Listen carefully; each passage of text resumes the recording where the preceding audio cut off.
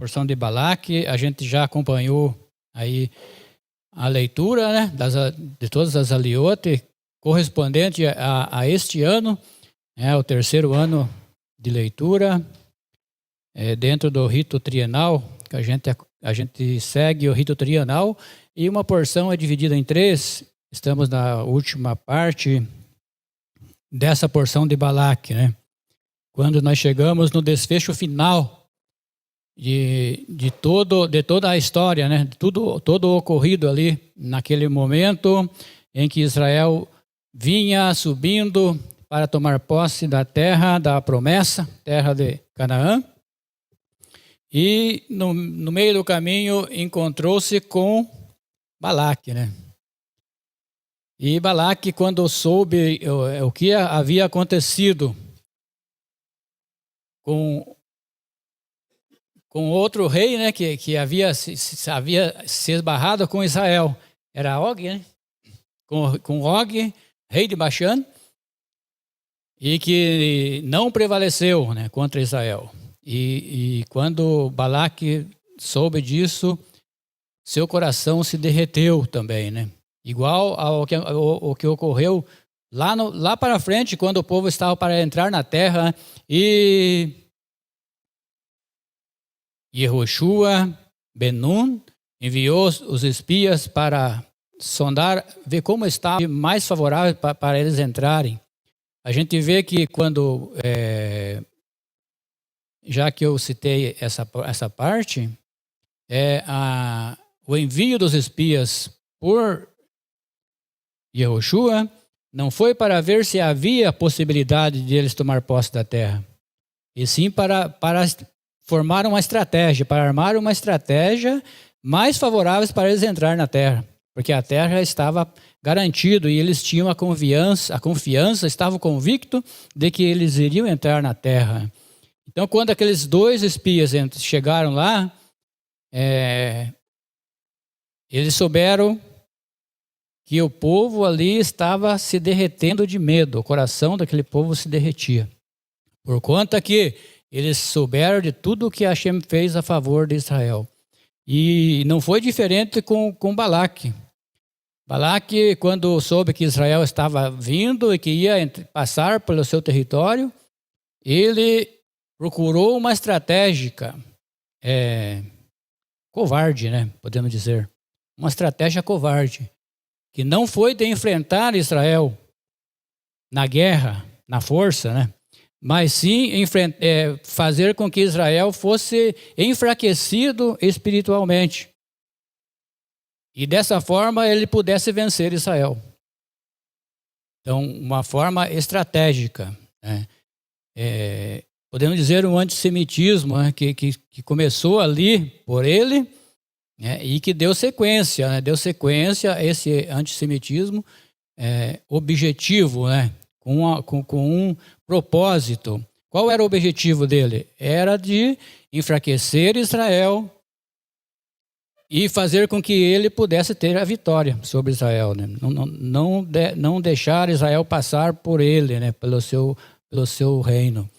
Então ele chama ali um homem poderoso da época, o profeta das nações ali, que ele, além de profeta, era feiticeiro, né? E era um homem que, segundo o relato que nós vimos hoje, ele fazia prodígio, porque ele falava com Deus, né, em visões da noite. Há uma diferença muito grande dos profetas de Deus, profeta de Israel, e os profetas das nações. Há uma diferença muito enorme ainda mais quando se trata de Moshe Rabbeinu. Porque Moshe Rabbeinu falava com Hashem de face a face. Falava diretamente com Hashem. Hashem descia e falava com ele. Enquanto que com Bilam, Deus falava com ele através de visões da noite, no sonho. E o texto fala que ele, estando ainda deitado, ele tinha as visões de Deus. E foi nessa visão que Deus apareceu para ele, que Hashem apareceu para ele, quando Balaque mandou chamar ele para vir amaldiçoar a Israel, para que eles pudessem ser enfraquecidos e derrotados. Hashem chega nessas visões da noite para Bilam e fala para ele: olha, você não vai amaldiçoar a Israel, né? Porque eu tenho os abençoado, né? E a minha bênção não será revogada por ninguém. Então você não vai amaldiçoar. E ainda estando falando com ele, chegaram os emissários de Balaque para levá-lo. E então Hashem fala para ele: ó, se você quer ir, você vai. Você vai, mas vai falar aquilo que eu colocar na sua boca. E foi o que aconteceu. A gente viu na leitura de hoje o ocorrido, né? A frustração que teve Balaque quando ofereceu uma grande fortuna para Bilam ir amaldiçoar a Israel. E ele chegando lá, ele abençoou. Né? Ele abençoou Israel. E quando ele abençoava Israel, Balaque fala: mas o que é isso? Eu chamei você para amaldiçoar os meus inimigos e você está abençoando? Você está elevando eles acima de mim? Né? E Bilam não elevou Israel apenas acima de Balaque, mas sim acima de todas as nações, de todos os povos. Porque quando ele olhou para as tendas de Israel, para todo Israel ali no deserto, ele se admirou. Ele nunca viu algo tão bem organizado, né? Do que o povo de Israel, no meio do nada. Né? No meio do nada estava ali um povo super organizado, com suas tendas, com suas habitações. Né? E disse: quão belas são as suas tendas, ó Jacó, as tuas moradas, ó Israel. Isso passou a fazer parte, inclusive, de nossas rezas hoje. Essa parte das palavras de Bilam, né? Porque foram maravilhosas, né? Foram maravilhosas. E ele fala que Israel era um povo que habitava só. Um povo que habitava só. E era um povo que no futuro ele ia habitar no meio das nações, continuando sendo um povo só, um povo único, um povo que não tinha ligação com ninguém. E talvez seja isso que no decorrer de todos os tempos, o nosso povo sempre teve inimigos querendo destruí-los. Não por algo errado que acontecia com Israel, mas por tudo que era de certo, que era de bom, que acontece e acontecerá sempre com Israel. Porque quando Israel cumpre todos os mandamentos da Torá, ele se torna um povo exclusivo, um povo diferente, um povo que não se mistura. A gente vê quando os judeus, quando Israel estava ali no reino da Pérsia, né? No reino da Pérsia, levantou-se um inimigo feroz contra Israel e foi e falou com o rei e disse: olha, há um povo no meio de nós que é diferente de todos os povos. As suas leis, os seus costumes é diferente de todos os povos. E eles passam a ser um perigo para nós, um perigo para o rei. E intentou destruir Israel por conta disso, por conta deles ser um povo diferente, de ter leis diferentes. E hoje não é diferente. Hoje nós vemos que Israel tem os inimigos ferozes contra Israel. Por quê? Porque Israel faz coisas erradas? Porque Israel vive uma vida de dissolução? Não, pelo contrário. Porque Israel é cumpridor de Torá. Israel tem a bênção de Hashem ao seu lado e desenvolve a sua cultura, a sua ciência acima de todos os demais povos. E isso causa inveja, causa medo. causa medo de Israel se tornar o dono de tudo, né? E isso faz com que Israel seja perseguido, né? Por tudo o que acontece diferente dos demais povos. Porque a gente vê que Israel, tanto na cultura, tanto na agricultura, na ciência, né, na medicina, em tudo que você imaginar de desenvolvimento, Israel está acima, sempre acima, né? E as pessoas olham, como pode um povo desse, que surgiram-se do nada, o povo subiu para tomar posse da sua terra ali em 1948, né? E começaram, podemos dizer, do zero ali, não tinham nada, no meio do deserto, e se transformou em um povo forte, poderoso, que as pessoas têm medo hoje, pelo que Israel é hoje. E Baruch Hashem por isso, né? Baruch Hashem por isso. Mas qual é uma das coisas que a gente pode aprender nessa porção o que é que dá essa força para Israel? O que é que faz com que Israel seja forte e invencível e inabalável? É o Eterno. Mas através do quê? Através do cumprimento dos mandamentos, da Torá. Porque o cumprimento da Torá para Israel é como um termômetro. Como um termômetro espiritual. Quando o povo está cumprindo a Torá, está levando a coisa certa, há a proteção divina. Mas quando Israel começa a vacilar e a deixar de cumprir os seus deveres para com Hashem, o povo perde a força. E foi o que aconteceu quando Bilam voltou para a sua terra, viu que não podia fazer nada contra Israel. O que aconteceu depois? O povo chegou ali em... Deixa eu ver o local ali.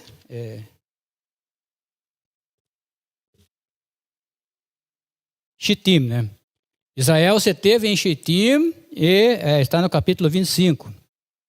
E esteve Israel em Shittim e começou o povo a errar com as filhas de Moabe e convidaram o povo a sacrificar a sacrifício de seus deuses. E o povo comeu e prostrou-se aos seus deuses. E juntou-se Israel a Baal-peor e acendeu-se o furor do Eterno contra Israel. Por isso eu falei, por conta disso eu falei que a obediência à Torá, aos mandamentos, é como um termômetro para Israel, que mantém mantendo o nível da espiritualidade, mantém a intimidade com Deus, e o livramento e o apoio, e torna-se um povo forte, né? Mas aqui o povo se enfraqueceu, por quê? Porque eles começaram a errar. Começaram a errar com as mulheres de Moabe, e as mulheres levaram eles a sacrificar aos ídolos, a adorar aos ídolos, e isso fez com que acendesse a ira de Hashem contra eles, né? Causando uma mortandade ali, que se não fosse ali Pinhas se levantar como um herói ali e resolver a situação ali, ia morrer muito mais gente ainda, né? Então, o medo das nações hoje é isso, né? É de Israel ser um povo forte e continuar sendo cada dia mais forte. Mais forte. Isso aconteceu em Mitzrayim. Quando o povo crescia muito, né? O rei do Egito tentou diminuir o número do povo, né?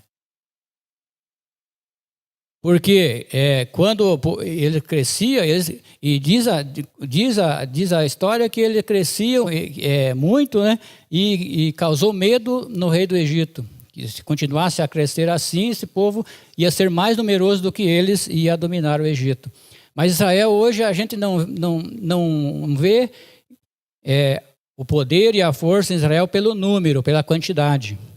mas sim pela capacidade e pela proteção divina que tem o nosso povo. Eu vou deixar para a mesa aí, o Zaytun dar início aí aos comentários. Comentário rápido. Shabbat Shalom. Olha só.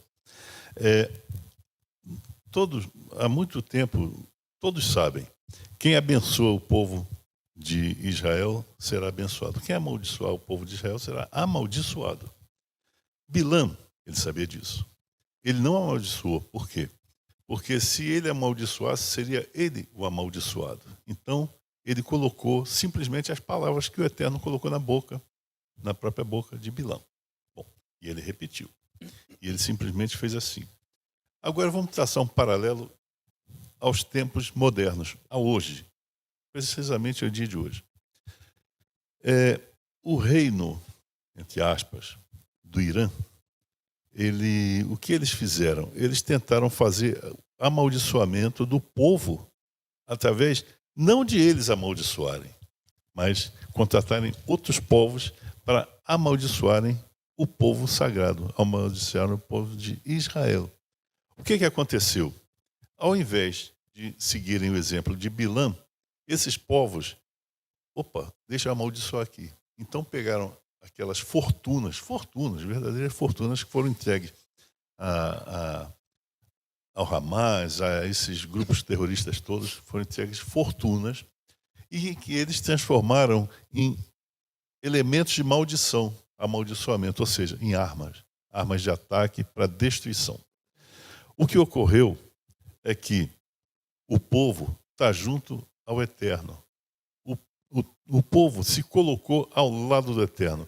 E fazendo assim, quem poderá amaldiçoar o povo? Não há quem. O Eterno estando do nosso lado, não há como amaldiçoar o povo. O que está acontecendo hoje é a destruição dos amaldiçoadores. E essa destruição, ela vai seguir até o fim. E não haverá quem possa salvar esses povos que tentam nos amaldiçoar.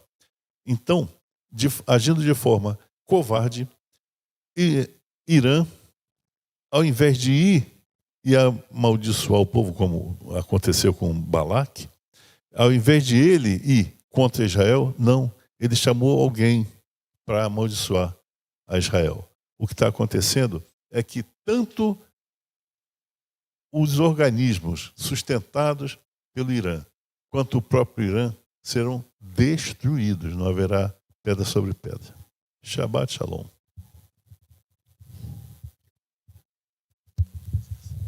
Shabbat Shalom. Quero agradecer também a oportunidade de estar aqui presente hoje na sinagoga, juntamente com nossos sábios aqui na mesa e com todos aqui presentes e com todos aqueles que também estão acompanhando através da internet. É bastante interessante essa paraxá, tem muito argumentos, tem muito a comentar, né? Mas não sou eu que vou falar tudo também, hoje não. Claro que não. Não estou a essa altura para isto. Mas é tão interessante quando diz aqui, né? A gente costuma, em todas as vezes que a gente chega na sinagoga, a gente fala, quão belas são as suas tendas, já com as tuas moradas, né? Ó Israel. Quando Bilam viu isto, o acampamento de Israel, é tão interessante que o próprio povo, a organização que tem realmente, que o povo judeu tem até hoje, é de montar, fazer as coisas não com o interesse de observar, ver, cobiçar realmente a casa do próximo, mas de respeitar e proteger o que é seu também. E tanto os dos outros também, assim. Porque nessa ocasião, eles faziam isso a respeito ao próximo, para não cobiçar e nem se expor também o que era seus também ali, principalmente. E a respeito do profeta das nações, é tão interessante esse trecho que se a gente fosse falar realmente, eu acredito que ainda tem mais coisas, muita coisa a ser dito sobre isso, que se ele falava com Deus, eles se falam até hoje. Né? Só que o poder deles é para eles, entre eles, e não para com o povo com o povo de Deus, o povo de Israel. Porque o povo de Israel não tem nada contra ninguém, contra as nações, eles têm a oferecer, a doar e ajudar, como foi, né? O Avinadab falou ainda há pouco à frente ali. O nosso povo sempre teve à frente, esteve por cima, realmente para poder colaborar, não para ser melhor do que ninguém, mas para poder colaborar com as nações, para trazer o melhor para as nações. Principalmente quando Deus trouxe até não, né? Não trouxe, mas que espalhou o povo de Israel entre todas as nações, ali diz no profeta hoje que seria como um orvalho entre as nações. Orvalho entre as nações. É tão interessante que lá antes do dilúvio, Deus regava a terra, ele abençoava a terra com o que naquela época? Era com orvalho, né? Com orvalho. E realmente hoje o povo judeu está espalhado entre as nações como um orvalho, como uma bênção para as nações. Então as nações precisam se enxergar isso realmente, né? Isso também é uma profecia que quando eles puderem chegar nesse ponto de olhar para Israel e dizer como foi realmente dito aqui, que Bilam falou, aí as coisas começam a se realmente andar para um acontecimento perfeito, onde que todas as nações vão poder dizer, né, que só Israel é povo de Deus. Shabbat Shalom. Só pegando um ganchozinho aí na sua palavra, antes do Dr. Liel, a porção de que o profeta fala hoje é interessante, né? Ele fala que Israel será como um orvalho, como a gotas de chuva, como quem que não espera pelo homem, né? Mas que espera em Hashem, né? E é como um leão que se levanta e despedaça a todos os seus inimigos, né?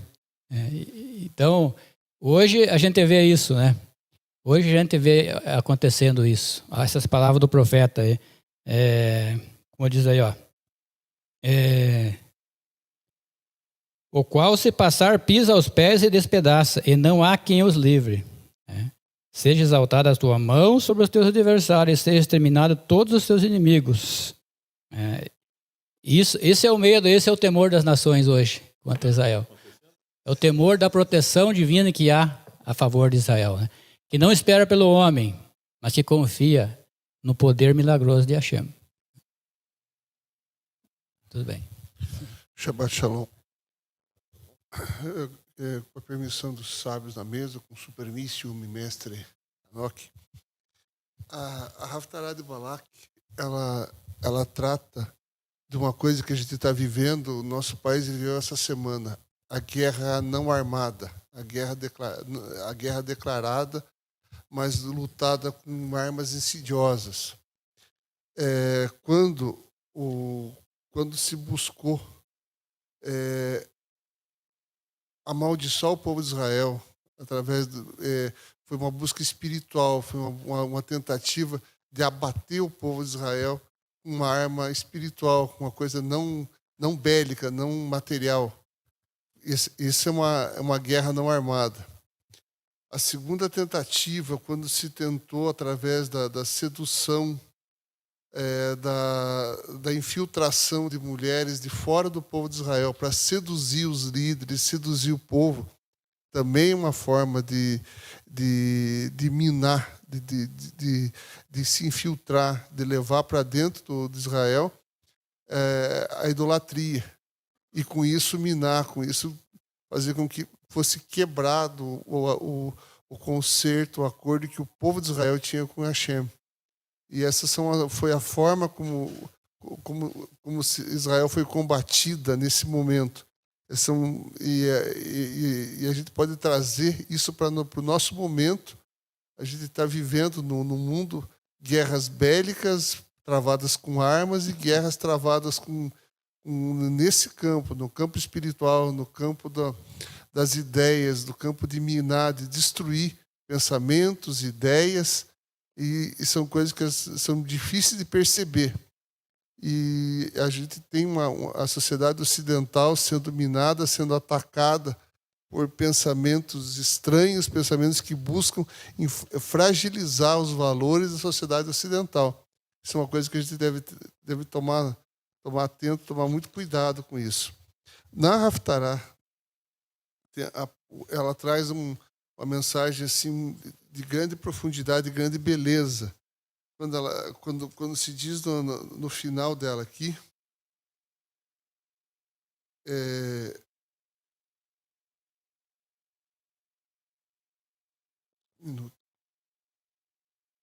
quando ele diz agradar-se-á Adonai de milhares de carneiros, como de dezenas de milhares de rios de azeite para a oblação.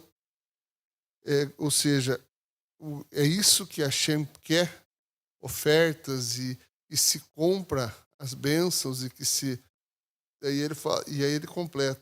Darei o meu primogênito com uma forma de se referindo à idolatria e a sacrifícios humanos. Aí ele, o que te é declarado, ó homem, o que é bom e que Hashem requer de ti, senão que pratiques a justiça, ames a beneficência e andes humildemente nos caminhos dos preceitos de Deus. Então, ele no final da Haftarah, ele definiu e trouxe exatamente o que Hashem quer. Ele quer beneficência, que é a minha justiça, e ande humildemente pelos caminhos. E não há nada na idolatria que possa agradar a Hashem, e Hashem não se compra com oblações, com sacrifícios e com nada desse mundo, porque toda a lei, tudo que ele nos ensina consiste disso. No final dessa Haftarah, o Miqueias trouxe a definição daquilo que Hashem quer do homem na terra. Seria isso. Faz o que funciona realmente para Hashem, né? O que funciona melhor? É sacrifícios ou é a obediência, né? A obediência e a benevolência, a beneficência, né? Acho que aí responde, já vai responder a enquete do Hanover, né? Parte da enquete vai responder aí nessa parte aí, né? Isso. Vou dar o meu... Eu pequei, eu transgredi, então, mas eu vou oferecer o meu primogênito para Hashem e para obter o perdão. Baruch Hashem, pelos comentários, pela oportunidade de estar hoje aqui presente. Agradecer a presença de todos que nos estão acompanhando, tantos que estão aqui presentes na sinagoga, quantos que nos acompanham do outro lado da tela.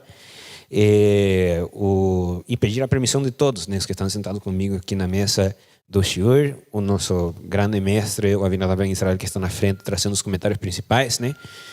Aos internautas que nos acompanham e que deixam os seus ouvidos ouvir as nossas palavras para ter uma melhor concepção do conhecimento da Torá, e que também eles nos emprestam um pouco de seus conhecimentos aqui no nosso chat, através da internet, né? E especialmente dos meus mestres que me deram a oportunidade de escutar as suas palavras para falar alguma coisa a respeito desta porção da Parashá de Balak, né? Parashá de Balak, uma parashá importantíssima, relevante, com conteúdos extraordinários e muitos conhecimentos que podemos tirar desta porção da Parashá de Balak, que são muito práticos, muito práticos. E um desses conhecimentos, que é um dos temas principais da porção da Parashá de Balak, é o seguinte, né? Nós temos vários vídeos falando a respeito de Lashon Hara, né? Da língua má, né? Temos bastantes vídeos falando a respeito disso. Mas mientras eu estava essa porção da Parashá de Balak, me lembrei que não temos vídeos falando a respeito do Aim Hara, né? Do mal olhado, do olho gordo, né? Do olho do mal, né? Que também é uma questão muito importante, e nós às vezes esquecemos da força e do perigo desse pecado do Aim Hara, do olho mau, né? E para colocar em contexto o que acontece com o Aim Hara, um dos meus mestres, ele me ensinava a seguinte midrash, né? Falava que era um rabino que estava com os seus talmidim e estavam se aproximando do cemitério, né? E quando se aproximaram da porta do cemitério, né, o rabino fez uma grande pergunta, né? Perguntou para os seus talmidim: o que vocês acham que morreram todos estes aqui que estão nesse cemitério, né? E muitos falaram, né? Não, as pessoas morrem por infarto, morrem por quantidade de coisas, né? Muitas coisas, muitas causas, né? Que a pessoa pode morrer, né? E o rabino falou: não. Quase o 90% das pessoas que estão aqui no cemitério estão aqui por causa do Aim Hara, do mal olhado, né? Do olho gordo, né? Então, é essa a proporção totalmente desproporcional da capacidade que tem o Aim Hara, do mal olhado, de afetar a vida das pessoas, né? Então, existe uma preocupação em todas as religiões a respeito desse conceito do Aim Hara, do mal olhado, né? Puxa vida, me está caindo mal olhado e estou sendo perseguido e toda aquela questão, né? Mas isso na perspectiva de alguém que não está no judaísmo. Agora existe uma pergunta: qual que é a concepção do Ayim Ará no judaísmo? Porque, como já vimos também, o Rabino falou que sim, o Ayim Ará é efetivo, ele faz mal. Nós estamos escutando hoje na Parashat de Balak para o que acontece em anos passados. Nós vemos que se fala de Bilam, que ele tinha a capacidade de amaldiçoar, e a pessoa que ele amaldiçoava, a maldição se cumpria, né? Então esse Ayim Ará, quando ele fala Bilam, filho de Peor, o homem de um olho só, era porque ele não era necessariamente porque ele era cego de um olho, senão porque o olho que ele utilizava era só o olhar negativo, olhar ruim, olhar mau, aquele que traz desgraça, aquele que traz sofrimento, aquele que traz problema. Então, quando fala, ele mesmo fala, oráculo de Bilam, filho de Beor, de um homem de um olho só, é por isso, né? Então, nós precisamos, antes de explicar como que funciona um Ayim Ará, que é uma das partes importantes dessa porção, né? Precisamos entender quando nós estamos desse lado, quando nos tornamos um homem ou a mulher, né, de um olho só, né? E que coisas traz esses sermos de um olho só? Isso é muito perigoso porque nós perdemos muita da nossa capacidade panorâmica de visão, que nos permite antecipar problemas, que nos permite ter uma concepção perfeita do que estamos vendo. Quando fechamos um olho, só temos a metade da questão, né? Que é o que nós sempre falamos daquele copo. O copo está meio cheio ou meio vazio, né? E quando estamos com um olho só, com certeza vamos a ver que o copo está meio vazio, né? Então isso é muito perigoso, né? Agora existe uma questão que é a funcionalidade desse Ayim Ará. Quem pode ser afetado pelo Ayim Ará? É a pergunta certa da porção da Parashat de hoje. E para responder essa pergunta, eu vou precisar do meu mestre, o Moshe Ben Israel, o nosso moré, o nosso mestre, ele procurar para nós na página 462, o capítulo 23, Bamidbar, Números capítulo 23, versículo 8. Que ele leia para nós o versículo 8, por gentileza.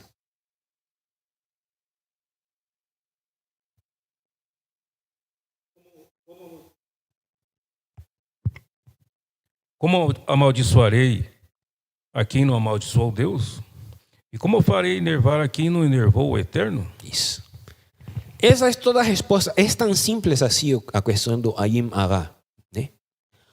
O Ayim Ará é efetivo e tem a capacidade de afetar a pessoa só quando ela não é próxima de Hashem, né?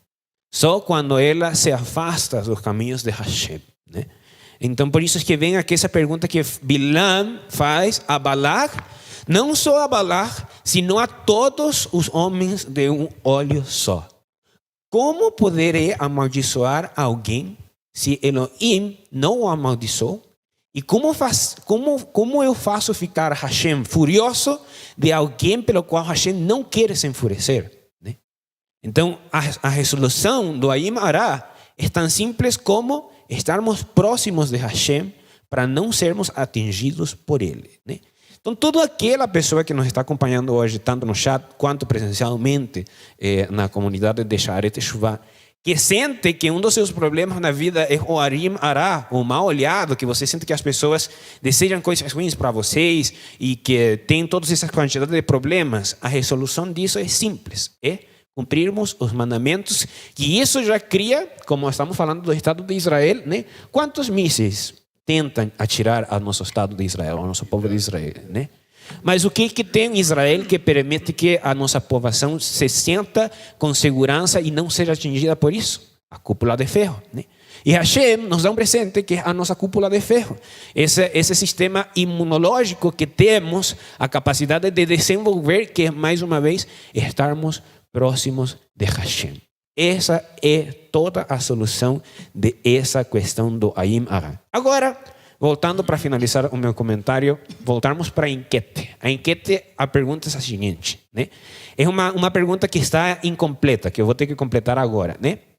Pagar justos por pecadores está certo. Essa é a metade da pergunta. O restante da pergunta é o seguinte: e até quando? até quando os justos pagam pelos pecadores, né? Então, de forma imediata, você pode falar que, pelo que eu estou falando agora, pagar justo por pecadores está certo, sim. Só que é uma pergunta capciosa. Você fala no português essa palavra, capciosa? É uma pergunta capciosa porque é uma pergunta muito complexa. Não sei quantos de vocês que nos estão acompanhando na internet e os que estão hoje aqui presentes conhecem o paradoxo do gato de Schrödinger, né? Que é uma teoria onde botam um gato em uma caixa fechada, né? E dentro dessa caixa tem um veneno, né? Então, qual que é as duas possibilidades que esse gato... Você fecha a caixa, deixa o gato com o veneno, né? A pergunta é, quando você abrir a caixa novamente, o gato vai estar vivo ou vai estar morto, né? E a resolução a essa pergunta é que a resposta é as duas coisas ao mesmo tempo. Ele está vivo e está morto. Igual ao caso de pagar os justos pelos pecadores. É sim e é não, né? Isso dependerá do quê, né? De que vai depender, né, essa questão de pagar os justos pelos pecadores, né? Até que nós voltemos na página, no capítulo 25, página 467, nós temos a resolução dessa pergunta, né, da enquete. No capítulo 25, versículo 7 diz assim, vou me permitir ler primeiro no hebraico, depois no português. Vairá Pinchas ben Alazar ben Aaron Cohen, Bayakam mitoch aeda, né? E viu Pinchas, filho de Elazar, filho de Aaron o Cohen, e levantou-se, né? E levantou-se. Então a pergunta de pagar justos por pecadores, até quando? Até quando os justos pagam pelos pecadores? Até que os justos se levantem. Se o justo não se levantar, ele será atingido junto com os pecadores. Agora, quando o justo se levanta para eliminar, erradicar a contaminação, que é a palavra correta para a questão da Parashá de Balach, nos fala a respeito, no finalzinho, ela nos fala a respeito da contaminação, né? Quando Bilam, ele olha para o povo, quando Bilam olha para o acampamento, é como quando nós olhamos uma bela escultura, uma bela pintura, ou como quando a pessoa que trabalha, pelo menos no caso, eu que trabalho com serralheria, quando nós chegamos no lugar, na nossa oficina, e encontramos tudo organizado, né? Essa visão que Bilam teve dos Bnei Israel, quando o doutor entra na sala de operação e está todo esterilizado, está todo 100%, né? Foi aquilo que surpreendeu a Bilam, a capacidade dos Bnei Israel de estarem puros. Então, nessa pureza, Bilam enxergou mais uma vez. E que foi que ele enxergou com o seu olho só? Ele viu o lado negativo. Falou, se eu conseguir contaminar essa pureza de forma exterior, eu vou ter a capacidade de amaldiçoar de forma efetiva aos Bnei Israel. E foi isso que aconteceu, né? Então, o grande perigo da porção da Parashá de Balach é a contaminação externa, né? Que nós temos a capacidade de permitir essa contaminação ou de afastarmos essa contaminação. Isso traz uma outra pergunta para finalizar o meu comentário. O que Pinchas fez? Foi uma verá ou foi uma mitzvah, né? Quando Pinchas se levantou e acabou com a vida daquele homem que se nos é ensinado através da Torá oral, que era Zimri, príncipe de Shimon, e Cosbi, uma das princesas midianitas, ele cometeu uma verá ou ele cometeu uma mitzvah, né? Por quê? Porque se nos é ensinado dos primeiros 5 mandamentos, dos primeiros 10 mandamentos, né, Azeré de Brod, que não podemos fazer o quê? Assassinar, que é diferente de matar. Isso já falamos em outras oportunidades, poderemos aclarar essa questão se tiver alguma dúvida no futuro, né? Então é diferente matar e assassinar. Assassinar é quando a pessoa planeja na sua mente o que vai fazer e ele acaba cometendo esse crime, né? Quando Pinchas se levantou, ele viu, é o primeiro que fala, vai chegar Pinchas, e viu Pinchas, e ele concebeu uma ideia, o que vou fazer, né? Ele se levantou e acabou com a vida daqueles. Era assassinato, né? Não, porque ele estava cumprindo com uma mitzvah, porque se você olhar para trás, diz assim, Hashem fala para Moshe, primeiro Hashem fala para Moshe, toma todas as cabeças do povo e enforca-os diante de Adonai. E depois Moshe abaixa um pouco essa rigorosidade e diz assim no versículo 5 do capítulo 25: Disse Moshe aos juízes de Israel: matai cada um aos homens que se juntaram a Baal Peor. Ele separou, não juntou todas as cabeças do povo, sino que falou só os que estavam envolvidos nessa questão, né? Então já teve um pouquinho mais de misericórdia. Agora Hashem poupou ao povo com a morte de um homem só, quebrando essa questão que eu falava da pergunta capciosa, de que sim ou não, os justos pagam pelos pecadores, sim ou não? Sim e não. Só que a resposta vai ser entregue quando alguém se levantar que seja suficientemente justo para acabar com a praga, para acabar com a iniquidade, né? Então fica como dica para nós, Bnei Israel, o seguinte, né? Nós seremos atingidos pelo mal da nossa cidade, do nosso estado, do nosso país, da nossa família, dos nossos amigos, enquanto nós não nos levantarmos em contra da iniquidade. Só para finalizar o meu comentário e apoiar-me um pouco mais no meu moré, o Moshe Ben Israel, eu vou precisar que ele leia para nós o capítulo 1 dos livros do Teilim, o capítulo 1 inteiro do Sefer Teilim, o livro dos Salmos. Eu preciso que ele leia para nós o primeiro Salmo, Salmo número 1. Por quê? Você pode se perguntar que nos acompanha em casa. Porque existe uma questão, mais uma vez, dessa separação de justos e pecadores. E quem é atingido nessa questão? E o Salmo 1 eu sempre utilizo muito porque ele explica de forma detalhada qual que é a questão dos justos e dos pecadores. Por gentileza. Os louvores do homem, que ele não andou no conselho dos perversos e não se colocou no caminho dos pecadores, nem sentou na reunião dos zombadores. Mas seu desejo está na Torá do Senhor, e em sua Torá medita dia e noite. Ele será como uma árvore replantada junto às correntes de água, que produz seu fruto na estação correspondente, e cuja folha nunca seca. E tudo o que ele faz prosperará. Mas não assim os perversos, eles são como o debulho que o vento carrega. Por isso os perversos não serão salvos no julgamento, nem os pecadores. Nem os pecadores participarão da Assembleia dos Justos, pois o Senhor reconhece o caminho dos justos, enquanto o caminho dos perversos é arruinado. Isso aí mesmo. Para finalizar o meu comentário, eu preciso fazer um chamado de atenção, mais uma vez. Não particular, não individual, não para exteriores, senão para mim e para todos os que se considerem que precisamos desse chamado de atenção, que é o seguinte, né? Esta paraxá e essas questões que estamos falando hoje são práticas. Essas questões que nós estamos estudando hoje, nós temos a capacidade de aplicá-las na nossa vida, não só na sinagoga, quanto mais no exterior, né? É tão prático assim que quem tem filhos sabe do que está falando Teilim 1 e sabe do que está falando Balak, sabe do que está falando Bilam, sabe do que está falando Moshe, sabe do que está pensando Pinhas. Porque nós falamos isso para os nossos filhos. Filho, não se junte com os noias, porque na hora que chegar a viatura, se você estiver perto, nem sentado junto, nem conversando, se você estiver perto, você vai ser, como é que fala? No primeiro momento, a polícia, quando eles descem, eles fazem como é que chama? Isso, você vai ser revisado, né? Você vai ser, aqui tem uma palavra no português. Enquadrado. Isso, você vai ser enquadrado, né? Então, teu filho, sendo justo, ainda sendo justo, quando ele se aproximar dessa contaminação que estou falando agora, se ele estiver próximo disso, no momento em que venha a justiça ser aplicada, se ele estiver perto, vai acontecer como o Salmo 1, que está falando que são abençoados os que não estão sentados na mesa dos ímpios, né? Então nós precisamos aprender isso e guardá-lo na nossa mente e conseguir aplicá-los na nossa vida, porque é funcional, é verídico, é uma questão que funciona e é real, né? Então com isso eu vou finalizar os meus comentários. Muito bem. Mais algum comentário da mesa?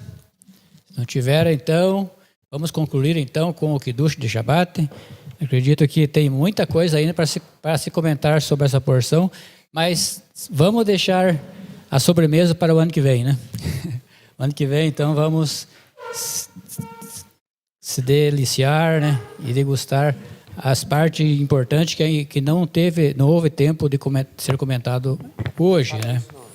Agradecemos aí a participação de todos vocês que estão nos acompanhando, né? E esteja sempre conosco, que é um prazer você estar conosco aí, né? E se você ainda não está inscrito no canal, se inscreva, compartilhe nossos serviços, nossas transmissões, para que aquelas pessoas que querem conhecer, que querem aprender, sejam alcançados, né?